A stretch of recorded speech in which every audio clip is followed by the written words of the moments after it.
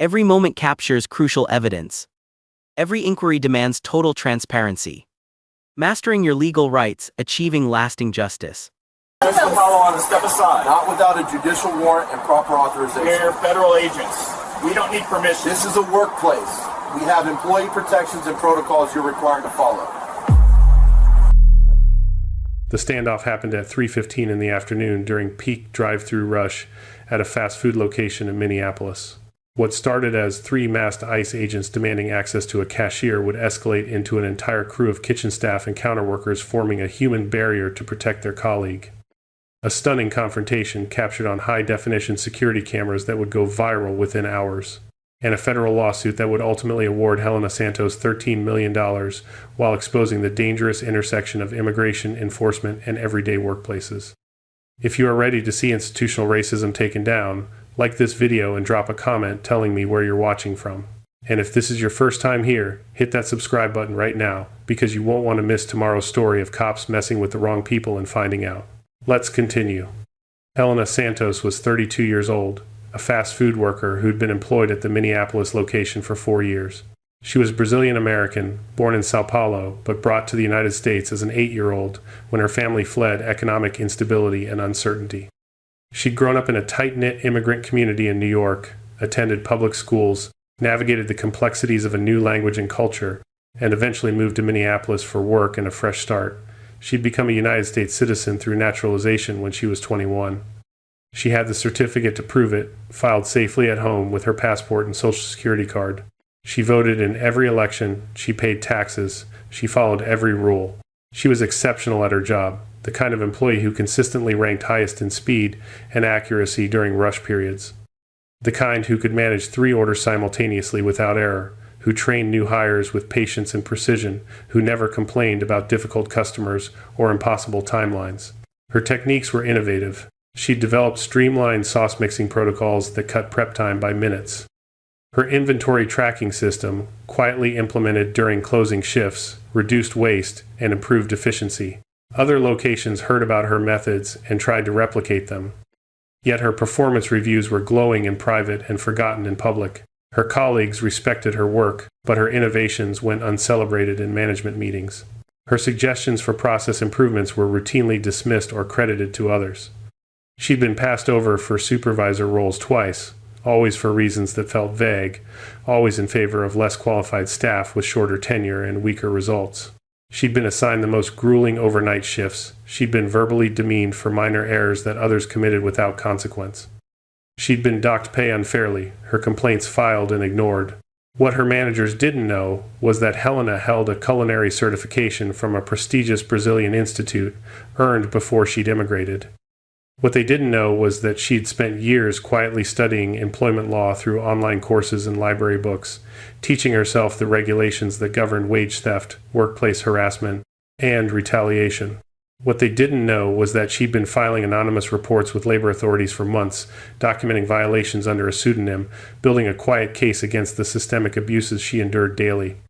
She was the classic underdog, humiliated, overlooked, underestimated, possessing quiet strength and unseen expertise that would soon become very visible. The employee entrance slammed open at 3:15 on a Tuesday afternoon. Peak drive-through rush. The restaurant was packed, orders stacked on screens, grills sizzling, fryers beeping. The drive-through line stretched around the building, customers honking, voices shouting into headsets, organized chaos. 3 masked figures entered through the back, ICE agents in tactical vests, their presence immediately wrong in the fluorescent-lit kitchen space. They moved with authority, bypassing protocols, ignoring the staff who froze mid-motion. One agent stepped forward, voice cutting through the noise. Helena Santos. Where is she? Not a question. A demand. Helena stood behind the counter, mid-transaction with a customer at the register. Her hands trembled slightly as she processed their order, the agent's tone registering in her mind, even as her body continued the mechanical work of pressing buttons, accepting payment, printing receipts. The customer glanced between her and the agents, confused, uncertain whether to stay or leave. The lead agent moved closer, flashing an administrative warrant, the paper barely visible before it disappeared back into a vest pocket. An anonymous tip. Undocumented status. Immediate detention. The words came fast, authoritative, designed to overwhelm and intimidate. Helena gripped the counter. Her documents were at home: her passport, her naturalization certificate, her social security card. Everything that proved she belonged here, that she'd earned her place, that she'd followed every rule, all of it locked in a safe 20 minutes away. The agents pushed forward, bypassing front-of-house protocols entirely. Customers in the drive-thru lane honked impatiently, unaware of the confrontation unfolding inside. Staff members exchanged confused glances, uncertain how to respond to federal authority invading their workspace. Patrick Johnson emerged from the back office, a white man in his 40s, manager for 6 years, known for his no-nonsense leadership and unexpected moments of fierce loyalty. He positioned himself between the agents and Helena, his body language shifting into something immovable. "I need to see a judicial warrant, not an administrative one. Judicial." The lead agent's voice hardened. "We don't need your permission. This is a federal matter." Patrick didn't move. "This is a workplace. We have employee protections, customer privacy laws, protocols you're required to follow. You want access to my staff, you get proper authorization." The standoff crystallized, 3 agents on one side, Patrick blocking their path, Helena frozen behind him, processing the reality that her manager was risking obstruction charges to protect her. Then the others began to move. A line cook at the grill set down his spatula and walked to the front. A cashier at the second register stepped away from her station. A prep worker in the back emerged, wiping sauce from gloved hands.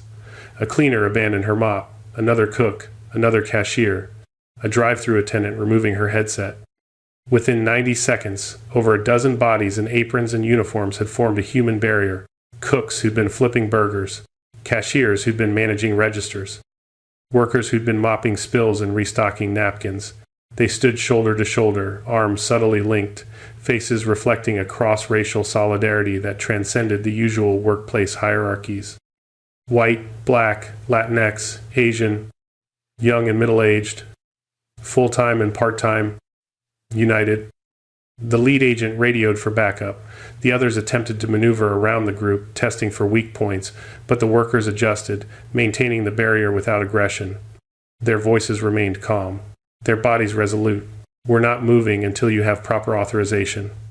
28 minutes. The standoff lasted 28 minutes, agents radioing repeatedly, threats of obstruction charges, attempts to push through. The workers holding firm amid the aroma of frying food and the relentless hum of the drive-thru headset. Customers began filming on phones, adding to the chaos. Some left the line. Others stayed, recording everything. Corporate legal representatives arrived first, then local police. The warrant was reviewed under fluorescent lights in the dining area. Administrative. Insufficient for on-site detention during business hours without supervisory approval and proper procedural clearance. The agents retreated with warnings of follow-up action. The door closed behind them. The staff exhaled collectively, the tension breaking like a physical thing. Helena's coworkers surrounded her, hugging her, praising her composure, telling her she was safe now, that they wouldn't let anyone take her. Patrick assured her the company would provide legal support, that Human Resources was already documenting everything. But Helena wasn't thinking about safety. She was thinking about the humiliation, the assumption, the negligence that allowed federal agents to burst into her workplace and accuse her of being undocumented based on nothing more than an anonymous tip and a name match in a flawed database. Her resolve began to harden, quiet strength transforming into something sharper. This wasn't over. The break room felt smaller than usual. Helena sat at the corner table, still in her uniform, the polyester fabric clinging to her skin from sweat and stress. The afternoon shift continued outside without her, the sounds of the restaurant muffled through the thin walls. Patrick sat across from her, phone pressed to his ear, coordinating with corporate while Human Resources documented everything in meticulous detail. Time, location, agent descriptions, warrant type, witness names. An immigration attorney arrived within 2 hours, a specialist in wrongful detentions, recommended by corporate's legal team. She reviewed the administrative warrant, asked pointed questions, took notes in precise handwriting. Then came the question that lingered beneath everything. Why target a documented citizen? The answer emerged slowly, painfully. The attorney made calls, accessed databases, cross-referenced records. The anonymous tip had matched Helena to another, Helena Santos, from Brazil. Same full name, different person. Her cousin, deported years earlier after a minor traffic stop, escalated into an immigration enforcement action based on expired documentation and miscommunication. A bureaucratic error compounded by family resemblance and shared identity. Helena had never spoken about her cousin to anyone at work. The deportation had fractured their family, creating wounds that never fully healed. She'd been sending money home for years, quiet remittances to support her cousin's children, bearing the pain to focus on her own survival in a country that demanded constant proof of belonging. The mistake was simple. ICE had run the name through outdated databases without verifying social security numbers, employment records, or citizenship status. An anonymous tip plus a name match equaled probable cause in their system. No multi-point verification, no additional checks, just a name and an assumption.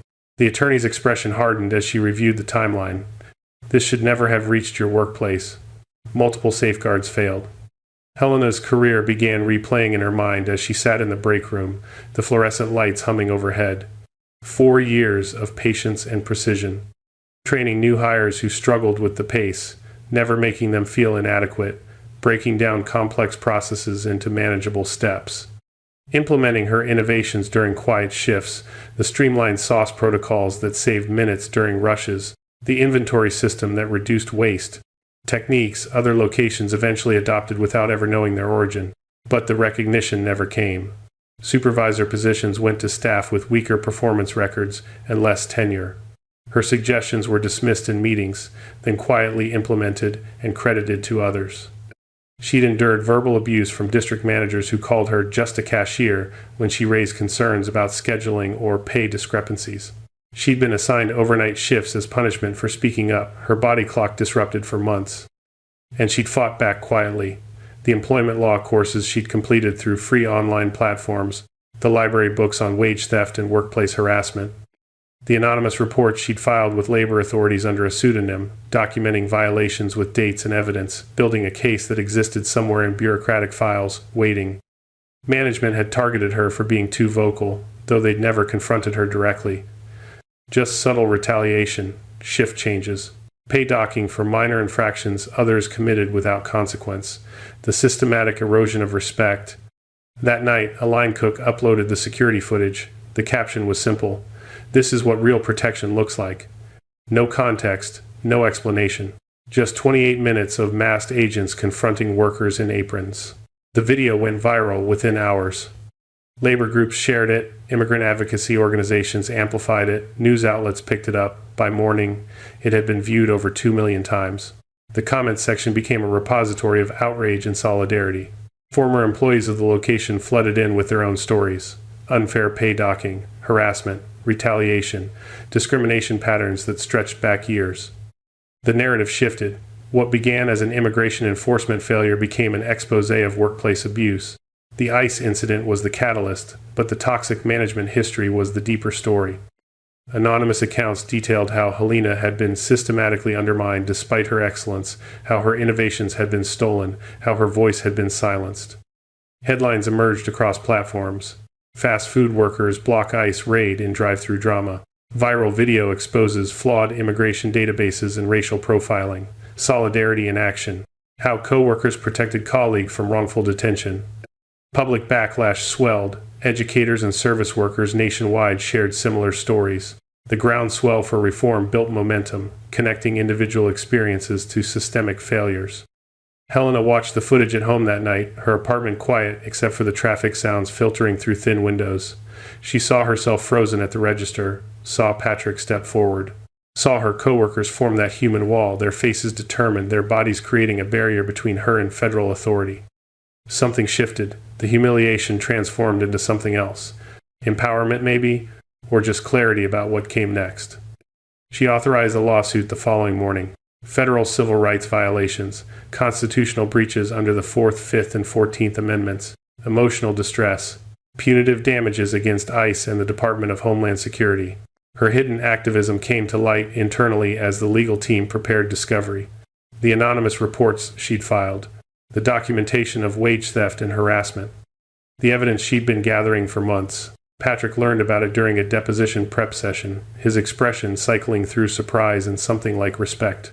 "You've been building a case this whole time." Helena's response was quiet. Someone had to.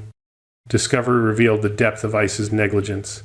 Name-only database checks, ignored verification protocols, racial profiling embedded in anonymous tip systems, Agents proceeding without checking social security numbers or employment records that were readily accessible.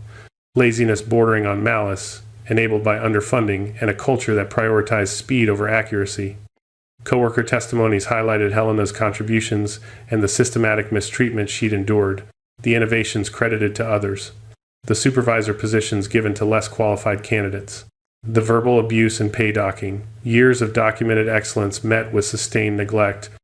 The stage was set for trial. Have you ever witnessed workplace solidarity like this, or felt the sting of being overlooked on the job? Share your thoughts in the comments.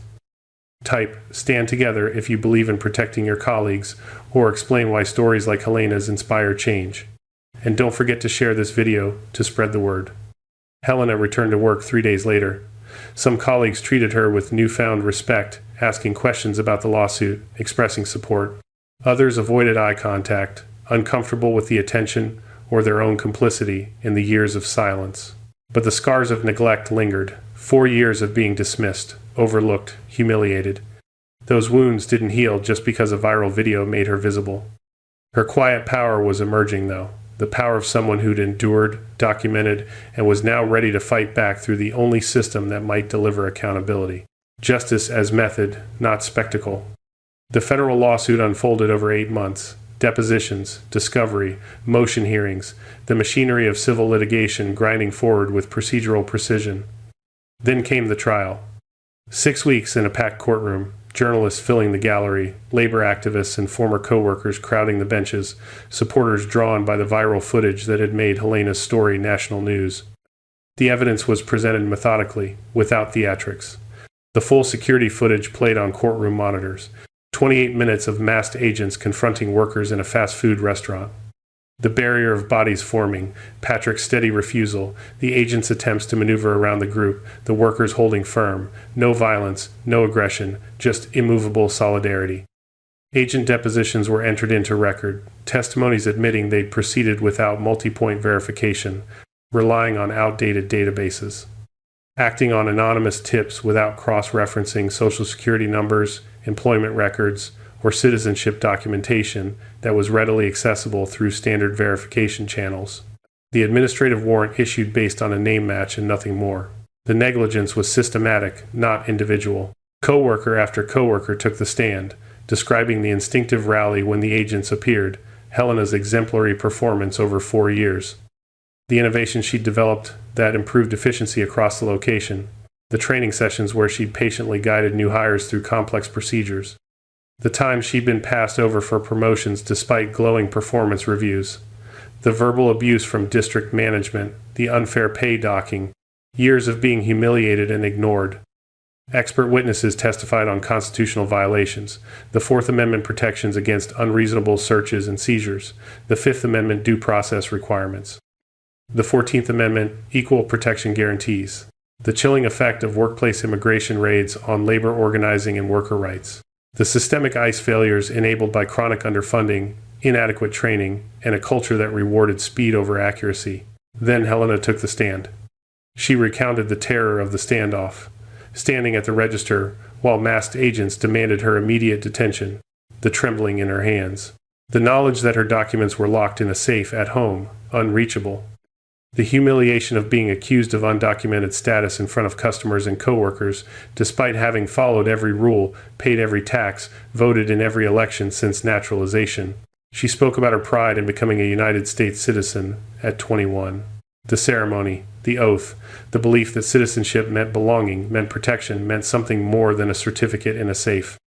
Then came the bombshell revelations, her cousin's story, the deportation years earlier, the shared name that created the database match, the family fracture that never healed, the quiet remittances she'd been sending home for years to support her cousin's children, the pain she'd buried to survive in a country that demanded constant proof of worthiness, and her secret activism, the employment law courses completed through free platforms, the anonymous reports filed with labor authorities documenting wage theft, harassment, and retaliation, the evidence she'd been gathering for months under a pseudonym, her voice silenced at work, but active in bureaucratic channels, building a case that connected the ICE incident to broader patterns of discrimination and abuse. The courtroom was silent when she finished. the human cost of bureaucratic errors made tangible through one woman's testimony. The defense argued good faith based on limited information, standard procedures followed, agents acting on available data, no malicious intent. But the evidence overwhelmed their arguments. Accessible records that could have prevented the entire incident, verification protocols ignored, racial profiling embedded in anonymous tip systems, negligence that crossed into something darker. The jury deliberated for 3 days, 72 hours of reviewing evidence, testimony, legal instructions. Then they returned. Full liability on all constitutional claims. Fourth Amendment violations for unreasonable detention attempt. Fifth Amendment due process failures. 14th Amendment equal protection breaches. $4 million compensatory damages for emotional distress, reputational harm, lost wages, and the systematic mistreatment that preceded and followed the incident. $9 million punitive damages to punish recklessness and deter future overreach. $13 million total. One of the largest awards in similar immigration enforcement cases. The verdict made immediate headlines. Within hours, ICE announced the firing of the 3 agents involved and the demotion of their supervising officers. Within days, the agency issued new policies requiring mandatory multi-factor verification for all workplace enforcement actions, Social Security number checks, employment record reviews, supervisory approval before on-site detentions, procedural safeguards designed to prevent exactly what had happened to Helena. Fast food workers nationwide began organizing for protections against federal workplace intrusions. Union drives cited Helena's case as evidence of the need for collective bargaining power.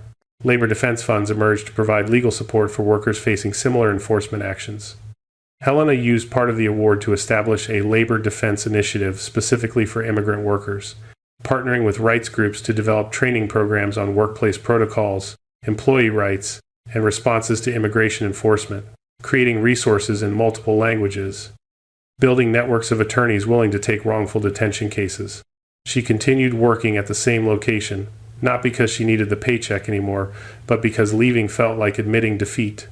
Her co-workers requested her mentorship now.